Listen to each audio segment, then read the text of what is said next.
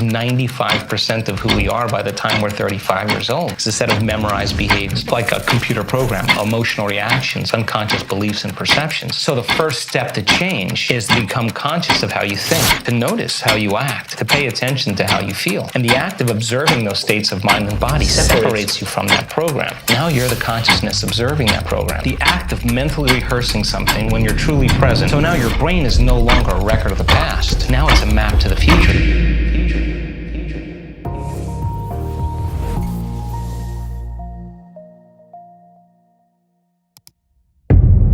Nobody changes until they change their energy. And when you change your energy, you change your life. Okay, well, most people, number one, they get up in the morning and the first thing they do is they think about the problems in their life. And those problems are memories from the past. So the moment they think about the problems, they're thinking in the past, right? Every one of those problems has an emotion attached to them. So they start feeling unhappy or unworthy or whatever. And how you think and how you feel is your state of being. So most people's entire state of being is in the past when they start the day. So if they're in the familiar past, they're gonna live in a predictable future, right? So they get up and they check their cell phone, they check their text, their WhatsApp, their Facebook, they post something on Facebook, they tweet, they Twitter, they check the news, then they go to the bathroom, get a cup of coffee, take a shower, get dressed, check more emails, drive to work the same way, do the same thing. So they're in a program. They've actually lost their free will to the program. If you get angry at a coworker and all of a sudden you get an arousal in your brain and body, right? You get a rush of energy. When you start noticing that your body starts dropping, your brain starts noticing your energy starts dropping, you're automatically going to have the image of the coworker in order to what? Give your body the next jolt, jolt, right? So all of a sudden people become addicted to their own thoughts, right? So these people realize that, oh my God, I've been mismanaging my attention and energy, and I got to get beyond my past. I got to get beyond these emotions. I got to make some big changes. I got to break the habit of being myself. You know, I got to stop being this person. Now, that sounds really good theoretically and philosophically, but change is such a hard thing, right?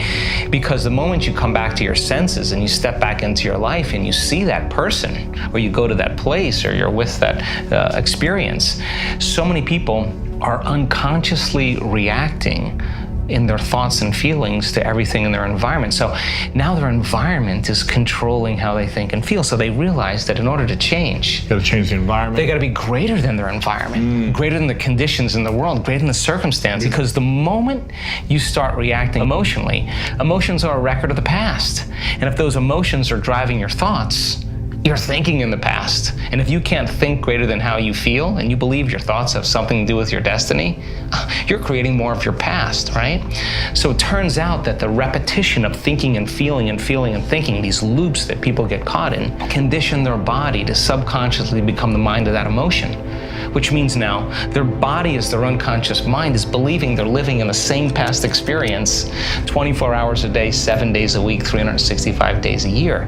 What's the relevance behind that? Well, the latest research on genes says genes don't create disease. It's the environment that signals the gene that creates disease. If you're reacting emotionally to your environment the same way, you're signaling the same gene in the same way, and now you're headed for a genetic destiny.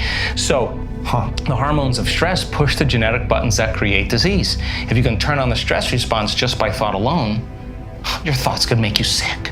And if your thoughts could make you sick, is it possible that your thoughts could make you well? So they began to realize that, oh my God, the repetition of thinking and feeling and feeling and thinking caused me to feel guilt, and I don't even know it's guilt, it just feels like me. It's just, I'm used to the same chemical continuity. Now, the moment they decided to change, anytime you decide to change and change anything about yourself, get ready, because it's going to feel uncomfortable. It's gonna hurt. You're gonna leave the known. Yeah. You're gonna leave the familiar, and you're gonna step into the unknown. So if you start your day, and you start your day with this simple question, what is the greatest ideal of myself that I can be today? Now listen, your body's gonna go like, well, we gotta get a cup of coffee, and you gotta I'm tired, yeah. And you gotta go, body, you're not the mind, I'm the mind right now. You're gonna get your coffee, you're gonna do all those things, but right now, this is my time. You're gonna obey me, right? So now, the body's no longer the mind, you're the mind. And so when it wants to get up and you become aware of it, and return back to the present moment, every time you do, that's a victory. and you're changing some aspect of yourself. So then ask yourself, I do this all the time, write down 4 thoughts that you're gonna stay conscious of the whole day. I can't, it's too hard. You'd be surprised the moment you become conscious of what those thoughts are, how unconscious you've been to them all day, for weeks on end. Write down what you speak, how you speak, 4 things you wanna change, how you act. How do you act? Do you complain? Do you blame? Do you make excuses? You feel sorry for yourself? That's a victim consciousness. What emotions do you live by? Is it possible that you're so used to living by guilt you don't even know it's guilt, it just feels like you? Do you allow your energy to drop? Become conscious of those states of mind and body and review them and say, this is the old self. Then say, what thoughts do I want to fire and wire in my brain? And start firing and wiring and start feeling it. What behaviors will I demonstrate today? What choices will I make? One day, one lifetime, and rehearse them. Rehearse the whole entire thing. Begin to install the neurological hardware in your brain. And if you keep installing it, the hardware is going to become a software program, and you're going to start thinking and acting that way. And then here's the tough part. Can you teach your body emotionally what your future is going to feel like before it's made manifest? And don't get up until you feel that way. Now, practice that for a few days, and then see if you can stay in that state and watch all of a sudden all those weird doors start opening for you. Synchronicities. Synchronicities, whatever they are. Number 2, take a time at the end of your day. The end of your day, before you lay down, and give thanks for your life and feel gratitude and really teach your body what it feels like. Gratitude means you're getting something. If I give you something that's of value, you would say thank you because you would feel it, right? So when you're receiving, you're giving thanks. So gratitude is the ultimate state of receiving. So then people only accept, believe, and surrender to the thoughts equal to their emotional state. So if you're in a state of gratitude, every thought's gonna make it right down into your body. If you're saying, I'm healthy, I'm healthy, I'm healthy, I'm wealthy, I'm wealthy, I'm wealthy, and your body's programmed in negativity, it's saying, no, you're not, no, you're not, no, you're not, that thought's gonna stop right here.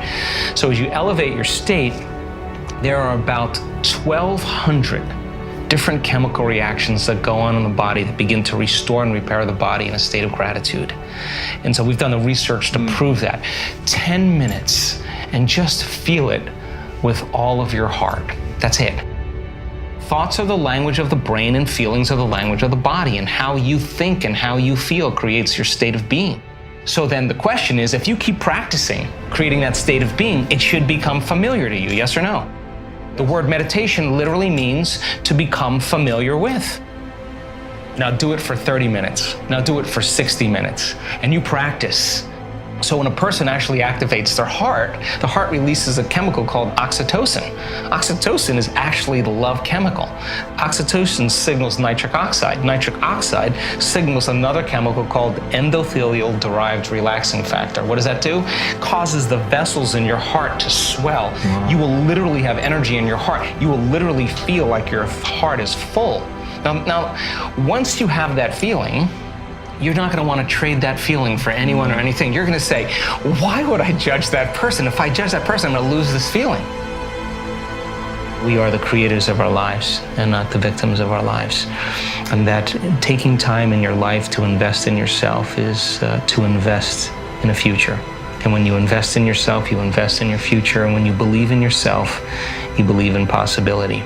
And I think that everybody secretly believes in themselves. And so taking time to understand that we are just works in progress, and to find time to forgive ourselves and to forgive others and start fresh the next day is a blessing, And finally, I think that it's not our purpose in life to be popular or successful or beautiful or intelligent. Our purpose in life is to remove those blocks, those veils, those limitations that stand in the way between us and that divine intelligence. And when we do, it begins to make its way through us, and we become more like it. We become more loving.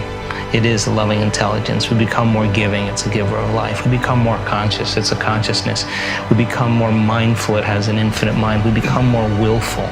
It has an amazing will. Its nature becomes our nature. Its mind becomes our mind. And then we don't have to try to be liked or try to be important or try to be recognized. We're just happy for no reason at all. And I think that is the natural state of being. And I think that we innately know that on some level.